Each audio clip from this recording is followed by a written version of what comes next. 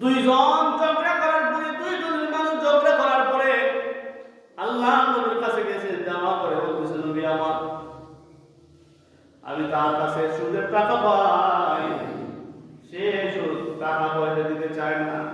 কি দেয় না? সুদের টাকা দিতে চায় না। কেন দিতে চায় না? আপনি নাকি নিষেধ করেছেন। আল্লাহর নবী বলে, নিষেধ তো আমার মুখের বানানো কোনো কথা না, আমি নিষেধ করি নাই। আল্লাহ রাব্বুল আলামিন সূরা বাকারা 278 এবং 79 নম্বর আয়াতের মধ্যে আল্লাহ রাব্বুল আলামিন ডাইরেক্ট আয়াত নাযিল করে হারাম করে দিয়েছে। কি দিয়েছে? হারাম করে দিয়েছে। তোমরা যে টাকা পয়সা পাও এটা আর চাইও না, এটা চাওয়া যাবে, তুমি তাকে মাফ করে দাও, তোমাকে টাকাগুলো নিষেধ করে দেওয়া, তুমি আর দেওয়া লাগবে না। এইটা হলো প্রেক্ষাপট। সাকিব এবং মাখজুমি গোত্রের মানুষের মধ্যে এই আয়াতটা নাযিল হয়েছে। এখন কথা, মূল কথার মধ্যে আমরা আসি। পবিত্র কালামুল্লাহর মধ্যে সুদের ব্যাপারে ব্যবসাকে হালাল এবং সুদকে হারাম করে দিয়েছে। হযরত আবু হুরায়রা রাদিয়াল্লাহু তাআলা, আবু হুরায়রা থেকে হাদিসটা আসছে।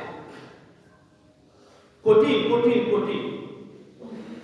আমরা যারা আছি সবাই কি সুদ খায় না? সুদ অনেক কিছু খায় না, সবাই তো সুদ খায় না, কিছু কিছু মানুষ খায়, সবাই কোনো খায়। এখন সবার পক্ষে একটা কথা, সুদ খান না, কিন্তু সুদের সোহবত করা কথা। রহমাতুল লিল আলামিন বলেন, হাদিসটা আছে আবু হুরায়রা থেকে, আবু দাউদ শরীফের 3331 নম্বর হাদিসের মধ্যে আসছে। ও দুনিয়ার মানুষ, এমন কোন মানুষ নাই, এমন একটা জমানা আসবে, এমন কোন মানুষ নাই যাদের সুদের সাথে সম্পর্ক থাকবে না। এমন কোন মানুষ নাই যারা সুদের সাথে সম্পর্ক থাকবে না। এমন মানুষ যদি খুঁজে পাওয়া যায় যে সুদ খায় না, সুদ খায় না, তারপরেও সুদের ধোঁয়া বাতাস তার গায়ে লাগবে। সুদ খায় না, সুদ কিন্তু খায় না, কিন্তু তার ধোঁয়া ওই মুমিন ব্যক্তির উপরেও লাগবে। কার কথা? নবীজির কথা। বুঝা যায় ধোঁয়া আমাদের গায়েও কি লাগে? লাগে না? লাগে। সুদ করে খাওয়ানো পড়ে না? সুদ করে দাওয়াত খাওয়ানো লাগে না? সুদ করে চলাফেরা করবো লাগে না? ধোঁয়া লাগে না? কথা বুঝেন? রাসূল এমনি হাদিসগুলো বলছেন নাকি? যদি কোনো মানুষ সুদ খায়, সুদ সুদ সুদ, যদি সুদ নাও পায়, ধোঁয়া তার গায়ে লাগবে। কেমন কেমন ধোঁয়া? সুদখোর কারা কারা? সুদ কাদের উপরে গুনাহগুলো প্রযোজ্য হবে? এক নাম্বার, যে ব্যক্তি সুদ খাবে। দুই নাম্বার, যে ব্যক্তি সুদ দিবে। তিন নাম্বার, যে ব্যক্তি সাক্ষী থাকবে। চার নাম্বার, যে লেখবে। কি করবে? লেখবে। এখন তো লক্ষ 2-5 লক্ষ টাকা যদি কেউ সুদের উপরে লাগায়, স্টামের মধ্যে লেখা, এমনি টাকা পয়সা দেয় না, কি করা? স্টামের মধ্যে টাকাটা লেখা। এই যে লেখলো, যে সাক্ষী থাকলো, সাক্ষী একজন থাকে না কয়জন? কমপক্ষে 2-4 লক্ষ টাকা। যে সাক্ষী থাকলো, যে নিল সে তো অপরাধী, যে দিল সেও তো অপরাধী। দুইজনের ফায়দা। কয়জনের? দুইজনের ফায়দা। যে দিল তার লাভ হবে, আর যে নিল কাজে লাগাবে। মধ্যখান থেকে মানুষের ভাষায় আছে কি যে বেটা খাইছেও না, দেখছেও না, ধরছেও না, শুইছেও না, ওই ব্যক্তির ভাষায় সাক্ষী মানে কি মানে? আর আমরা বাঙালি তো দরদি খুব বেশি, তার সাথে সাক্ষী হয়ে যায়। কিসে হালাল না হারাম দেখা কোনো সময় নেই। কারণ হলো যদি সাক্ষী হয় বাজারে গিয়া হয়তো ঠান্ডা খাওয়াইব, আর না হয় এক কাপ চা, একটা রুটি, একটা ঠান্ডা খাওয়াইব। এই লুট বাঙালির ভিতরে সাক্ষীটা হলে টাকাটা পাইয়াও আগে খাওয়ান যায়। অনেক এমন আছে এগুলো খায়ও না, যায়ও না, তারপর সাক্ষীটা হয়। এই যে আপনি বিনা কারণে শাস্তিটা পাবেন, কেমন শাস্তি পরে আসতেছে, কি কি শাস্তি পরে আসতেছে। আপনি বিনা কারণে, কি কারণে সাক্ষী হয়েছে, টাকা পয়সা আপনাকে দিবে। আরেকবার হলো লেখিয়া কি লেখো, এই যে কত টাকাটা সে নিজেও সাক্ষী শুরু লেখিবদ্ধ হইল, সেও একই পরিমাণ গুনার ভাগী হবে। গুনাহ কি? ছোট ছোট, বড় বড় না, ছোট ছোট ৭১টা গুনাহ আছে। কয়টা? ৭১টা। আমি কয়েকটা বলবো, ৭১টা বলতে তো পাই নাই, কয়েকটা বলবো। তার মধ্যে সবচাইতে ছোট যে গুনাহটা, এটা হলো আপন মায়ের সঙ্গে জিনা করা। নাউজুবিল্লাহ। ইদে যে খাইলো তার গুনাহ, না যে দিল তার গুনাহ, নাকি যে সাক্ষী দেখলো বা লেখলো তার গুনাহ? যে কার গুনাহ? সবার গুনাহ। খাইয়াও না, দেখতেও না, শুইয়াও না, বিনা কারণে হাতের মধ্যে গুনার বোঝা হয়ে যাবে। বিনা কারণে গুনাহ কি করলাম? ঢুকাইলাম। এই যে হাদিসটাকে বলছি, গভীর মনোযোগ দিয়ে কথাটা শুনেন। আল্লাহ রাসূল বলছেন সুদ ছাড়া মানুষ বাঁচতে পারবে না। এমন একটা জমানা আসবে প্রত্যেকে সুদ খাবে। যদি সুদ নাও খায়, ধোঁয়া বাতাস তার গায়ে লাগবে, ধোঁয়া তার গায়ে লাগবে। আজকে আমরা সমাজের মধ্যে সাক্ষী যদি না হবে, খবর নেই, সুদের টাকা বেশি নেই, মুখ দিয়ে বাহির হয়ে যায়, এগুলো ধোঁয়া লাগে, ধোঁয়া। আমরা খোঁজখবর নেই। এই এত সুন্দর বিল্ডিং মানে মুখের কাছ থেকে 20 লাখ টাকা সুদ আছে, অযথা ধোঁয়া লাগে গায়ে মধ্যে, অযথা। আর আমরা হুজুরের গায়ে একটু বেশি ধোঁয়া লাগে। হুজুরের গায়ে কি লাগে? দোয়াটা বেশি লাগে। আজকাল হুজুররা দোয়া কত দোয়া কবুল হইতে পারে না কেন জানেন? হুজুরের দোয়া কেন কবুল হয় না? হুজুরের দোয়া কেন কবুল হয় না জানেন? সবসময় হুজুরের দোয়া এখন কবুল হয় না। তার কারণ হলো হুজুররা হালাল হারাম বেছে খাইতে পারে না, হালাল হারাম বেছে খাইতে পারে না, ওই জন্য সমস্যা। যদি কোনো হুজুর বলে সুদ খাইয়ের করে খাওয়া দেখো না, চাকরি থাকবো, নগদে শেষ। খালি চাকরি না সময় লাগাই দেব। এই বেটা ঘুষ খায়, উভয় আছে না, কি ভিডিওটা কম করবো। এই কথা হুজুরা বলতে পারে না, কিন্তু মিম্বরের মধ্যে বসলে কেনা নেতা আর কেনা পয়সা আকাশ এগুলো দেখার সময় আপনার নাই, হক কথা বলতে হয়। আত্মা পারে আর না পারে, হক কথা তো বলা যায়, ঠিক না?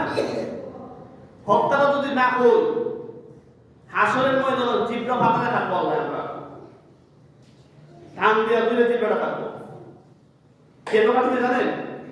তুই জান না বসত না করে, তুই জানচক বসত না করে, বন্ধা যদি আমল করে, বন্ধা যদি ভালো হয়ে যেত, তুই তো চাকরির ভয়ে টাকার লোভে হক কথা বলস নাই, ওই সময় জিব্রা থাকবে। ওই জন্য কথাগুলো বলতে হয়। তিতা হলো মিষ্টি, এই মিষ্টি কারো খারাপ লাগে, কারো ভালো লাগে। সবচেয়ে ছোট গুনাহ আপনাদেরকে বলতেছি, গভীর মনোযোগ দিয়ে কথাটা শুনে, খারাপ লাগলো বলবো না। আপনাদের জানা মতে, কাদের জানা মতে? আপনাদের জানা মতে যদি কোনো বেশ্যা পতিতালয়ের মানুষ যদি মারা যায়, তাহলে জানাজার নামাজে আপনারা যাবেন? কেউ যাবে? যাবে না। আমার মনে হয় না ইমানদার যাবে, তাকওয়া বলা মানুষ যাবে, আমার মনে হয় না। সে তো টাকার জন্য খারাপ মানুষ, দুনিয়ার মধ্যে খারাপ মানুষ, অন্য হালতের মানুষ। কিন্তু মুমিন মুসলমান কথা শুনেন, একটা টাকা যদি আপনি সুদের পিছনে লাগান, একটা টাকা যদি সুদ খান, একটা টাকার সুদের জিম্মাদারি দায়িত্ব যদি আপনি নেন, আপনি যদি গার্জিয়ান হন, আপনি যদি সাক্ষী থাকেন, লেখেন, তাহলে এক টাকা সুদের গুনাহ কমপক্ষে 36 বার জিনা করার গুনাহ কয় গুনাহ? 36 বার জিনা করার গুনাহ। এক হাদিসের মধ্যে আসছে 70 বার জিনা করার গুনাহ। তাও সেই মানুষের সঙ্গে নয়, নিজের আপন মায়ের সঙ্গে। নাউজুবিল্লাহ বলি। কথাটা বুঝেন? আপন মায়ের সঙ্গে যদি 36 বার জিনা করতে পারে এমন কপাল পর জানাজার নামাজে যাবেন কেন? তার জানাজার নামাজে কেন যাবেন আপনারা? এখন বলেন এই সুদ খাওয়া ছাড়া দরকার আছে না নাই? আর কি শুধু তাই? একটা বলছি আরো শুনেন। কাল হাসরের ময়দানে সুদখোরের ফ্যাট আছে না? আপনারা দাঁড়ে সারি বানান না, গুদামের মতো বেড়ে গুদামের মতো বিশাল বড় ফ্যাট। এই ফ্যাটের ভিতরে বিশাল বড় বড় অজগর সাপ থাকবে, বিশাল বড় বড় সাপ থাকবে। যে সাপ পৃথিবীর মধ্যে যদি একবার নিঃশ্বাস ছাড়ে, পৃথিবীর মানুষ সব মারা যাবে। এমন কঠিনতর বিষাক্ত সাপ মানুষের পেটে থাকবে। সুদ খাওয়া বড়ই মজা, সম্পদ বড়ই হালাল টাকার অভাব আছে। High high. তারপরে আরেকটা আসছে, কি বলছিলাম? বন্দা পাগলের উঠবে, পাগল এলোমেলো অবস্থায় উঠবে। তাকে দেখেই মানুষ বলবে দুনিয়ার মধ্যে সে সবচেয়ে নিকৃষ্ট মানুষ ছিল। সেকেন্ডে সে গুনাহ করেছে, সে ছিল সুদের ব্যবসায়ী। আমরা মুসলমান ঈমানদার, এমন একজন নবীর উম্মত হয়ে যদি আমরা জান্নাত না পাই, এমন একজন নবীর উম্মত হয়ে যদি আমরা সুদের কারবার না ছাড়তে পারি, তার মতো হতভাগা কপাল প্রাপ্ত পৃথিবীর জগতে একজন নাই। যা মায়ের সঙ্গে জিনা করছে, কিসের কারণে? সুদ খাইয়া।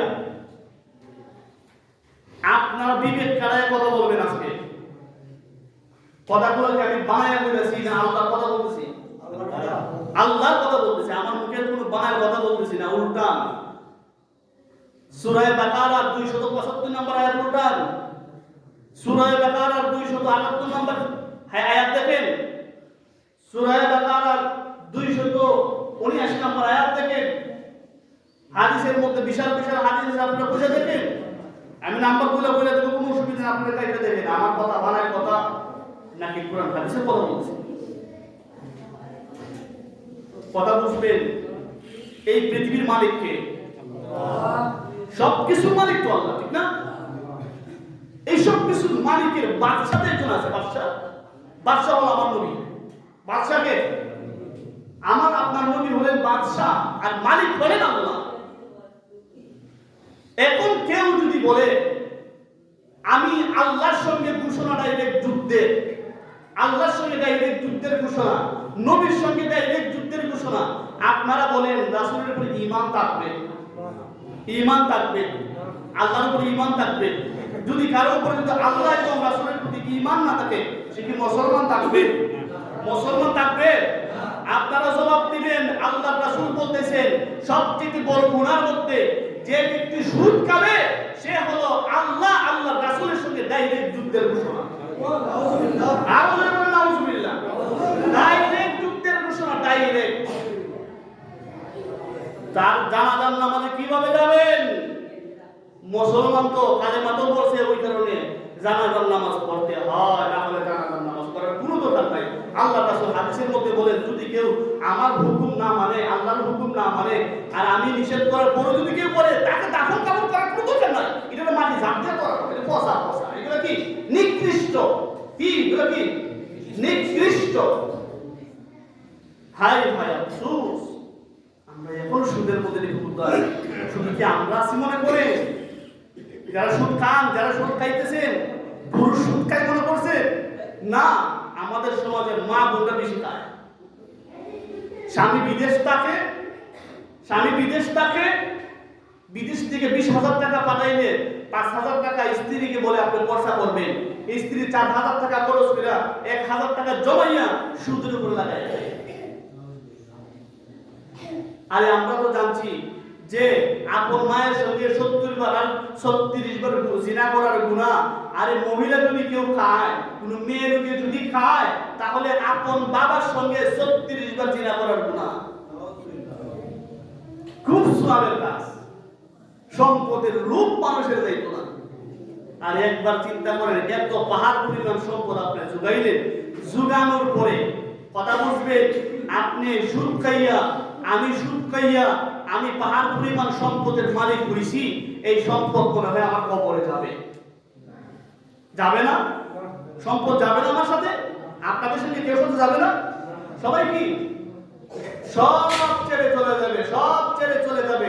এখন বলেন, এই যে সুদের কারবার কইরা, এই মুসলমান, সুদের কারবার কইরা যে আপনি আমি যে সুদের কারবার কইরা এই কবরের মধ্যে গেলাম, কবরের মধ্যে শাস্তি পাবে কে?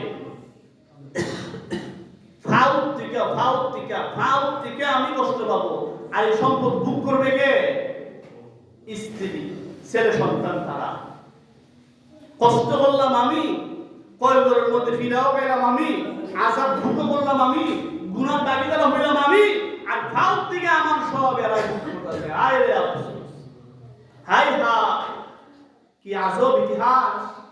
ওই জন্য আল্লাহ রাসূল সাল্লাল্লাহু আলাইহি ওয়াসাল্লাম বলেন, আমি ব্যবসাকে হালাল করছি আর সুদকে কি করছি? হারাম করে দিয়েছি। ওই জন্যই বলেছিলাম, আল্লাহ রাসূল বলতেছেন, এই 71টা ছোট ছোট গুনার মধ্যে আরেকটা হলো, যে ব্যক্তি সুদ খাবে ওই ব্যক্তির জন্য দুনিয়ার মধ্যে গজব নির্দিষ্ট করে দেয়। আজকে একটা ভূমিকম্প 10টা 40 মিনিট হয় নাই? কেন হয়? এগুলো হওয়ার কারণ কি? সুদের ব্যবসা দিন দিন বাড়তেছে। এখন একজন গরিব মানুষ যদি রিক্সা চালায়, সেও চিন্তা করে, অনেক সময় রিক্সাওয়ালা চিন্তা করে, আমার তো একটা ভবিষ্যৎ আছে। কি আছে? ভবিষ্যৎ আছে। হায় রে আফসোস, এই ভবিষ্যতের চিন্তা করে মানুষ। আচ্ছা, এই পর্যন্ত কোনো মানুষকে আল্লাহ না খাওয়ায় মারছে দুনিয়াতে? কেউ না খাইয়া মরে নাই।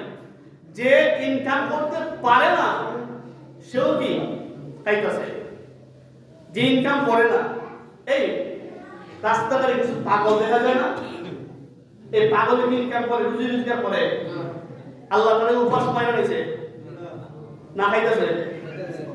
তার টাকার জায়গা খুব কম। টাকার জায়গা নাই, ও বাপ রে, তাই টাকার জায়গা। এখন আমরা মানুষের কেন কথা বলা যাবে? ওই যে বলেছিলাম প্রথম, দহারুল ফাসাদু ফিল বাররি ওয়াল বাহরি বিমা কাসাবাত আইদিন নাস। বন্দারে আমি আল্লাহকে গজব দিই, কি দেই? গজব দিই একমাত্র তোমাদের গুনাহ কারণে। আমরা গুনাহ করতে করতে এমন এক পর্যায়ে গুনাহ করতেছি যার হিসাব নিকাশ খুঁজে পাওয়া যায় না। আজকে থেকে সুদ ছাড়ার দরকার আছে না নাই? আমরা স্ত্রীর আমরা 50 টাকা দেই, স্ত্রীকে আগেই বলবো সুদ খাইতে পারবা না, সুদ খেতে পারবা না। আজকে আমরা সুদ খাই কেমন ভাবে? তাই আইনি আফসোস। আরেকটা কথা হলো, আমরা সমাজের মধ্যে অনেক কিছু জানারও দরকার, মানারও দরকার। এখন মানুষ ইজারা দেওয়া হয় কিনা? ছবি দেওয়া, ইজারা দেওয়া হয় না? ইজারা দেওয়া হয়। ইজারার মধ্যে অনেক প্রকার সুদ আছে। আপনারা কি জানেন? আপনি 1 লক্ষ টাকা দিয়ে জমি বন্ধক দিয়েছেন, ইজারা কি বলা হয়? বন্ধক বলা হয় না? এটা বন্ধক দিয়েছেন। বন্ধক দেওয়ার পরে 1 লক্ষ টাকা দিয়ে আমি আপনার কাছ থেকে একটা জমি আনছি। কয় বছরের জন্য? 1 বছর, 2 বছর, 3 বছর, 5 বছর, যতই হোক বন্ধক আনছি। বন্ধক আনার পরে এই জমিটা করবো না? এই যে টাকার বিনিময়ে জমিটা আমি করতেছি, বন্ধকের কারণে জমিটা আমি করতেছি, জমি জমা করে যে আমি সম্পদ কামাইতেছি, এইগুলো আমার জন্য হারাম। কি হারাম? লাগছে গন্ডগোল। কোন সময় হারাম? যখন আমি 1 লক্ষ টাকার নগদ আবার পাবো। এই 5 বছরের জন্য আমি 1 লাখ টাকা জমি নেই, এই টাকা খেয়ে পাইতাম না? আবার টাকা আমার কাছে দিয়ে ওগুলি দিব, তারপরে টাকার বিনিময়ে আমি কি পাইলাম? লাভ পাইলাম। টাকার বিনিময়ে কি পাইলাম? লাভ পাইলাম। আমার টাকাও আছে, আবার সম্পদ কামাই নিলাম। এটা কি হারাম না হারাম? হারাম। বন্ধক রাখছি আমানত। আপনি আমাকে 5,000 টাকা কর্জা দিবেন না, বিশ্বাস নাই। কি নাই? বিশ্বাস নাই। 1 লক্ষ টাকা আমার একবারে দিলে নয়। তবে তোমার একটা ডকুমেন্ট একটা জিনিস আমার কাছে রাখা আমানত। কি রাখো? আমানত। ওই 1 লক্ষ টাকা আমার আনছি, আর আমানত হিসেবে আমার জমিটা দিছি। দেনে তুমি জিম্মাদার হিসেবে রাখবা। তোমার কি জমি করে দিলে বসে আল্লাহ? হ্যাঁ, জমি যদি আপনি করতে হন, তাহলে কমপক্ষে 500 টাকা 1000 টাকা ডাইরেক্ট কেয়ার পিছে দিবে। তাকে কমপক্ষে 500 টাকা হইলো দিবে। এই যে জমা আপনার জন্য 5,000 4,000 টাকা জমা দেন আপনারা, এই জমা জায়েজ। জমা কি জায়েজ? জমা হইছে জায়েজ। এই জমা যেটা আপনারা দেন, আমি 5,000 টাকা তোমারে দিলাম, 1 বছরের জন্য তোমার জমি রেন্ট করো। 5,000 টাকা বা 4,000 3,000 টাকা দিয়া 1 বছরের জন্য তোমার জমি আমি কি করব? এটা তোমার জন্য জায়েজ। আর 1 লক্ষ টাকা দিয়া আমি 3 বছর জমিটা করবো, আর তোমার টাকা বা আমার টাকা আবার আমি দিয়া আবার তুমি জমিটা দিয়ে দিবা, এটা সম্পূর্ণ আল্লাহ নিষেধ করে দিয়েছে। কি করছে? নিষেধ করছে। ওই কারণে আপনারা কেয়ার পিছে, প্রত্যেক কেয়ারে যারা জমা রাখবেন, যারা বিশেষ করে ইজারা রাখবেন, আপনারা কেয়ার পিছনে কমপক্ষে 500,000 টাকা দিয়ে দিবেন, 500,000 টাকা দিয়ে দিবেন। তাহলে আপনার সম্পদটা হালাল হইল। কি হইল? হালাল হবে। আর না হলে হালাল হবে না। এইগুলো আমাদের